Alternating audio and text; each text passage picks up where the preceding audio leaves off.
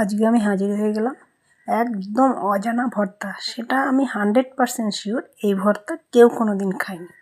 চলুন তাহলে দেখা যাক কী সেই ভর্তাটি, দেখে নিন। নমস্কার বন্ধুরা, চলে এলাম সেই নতুন রেসিপি, নতুন ভর্তা নিয়ে। এবার চলুন কি করে এই ভর্তাটা করব আপনাদের সাথে শেয়ার করি। এই যে কুচিয়ে একদম ধুয়ে টুয়ে একদম রেডি হয়ে গেছে, দেখতেই পাচ্ছেন। এখন এটাকে ভাজতে হবে, এমন ভাজতে হবে যেন সে ভাজাটাও খাওয়া যায়। যাই হোক, কড়াই বসিয়ে দিলাম, কড়াইয়ের মধ্যে তেল দিয়ে দিলাম এই কুচানো সবজিটা। তার মধ্যে আন্দাজ মতো নুন, লঙ্কাও দিয়ে দিয়েছি, কাঁচা লঙ্কা। লঙ্কা না দিলে তো টেস্ট হবে না, জানেনই ভর্তা বলে কথা। যাই হোক, প্রায় ভাজা হয়েই এসছে। ভাজার পর সেটা দিয়ে দিলাম মানে গ্রাইন্ডারে দেবো বলে নামিয়ে ফেলেছি, গ্রাইন্ডারে দিয়েও দিয়েছি।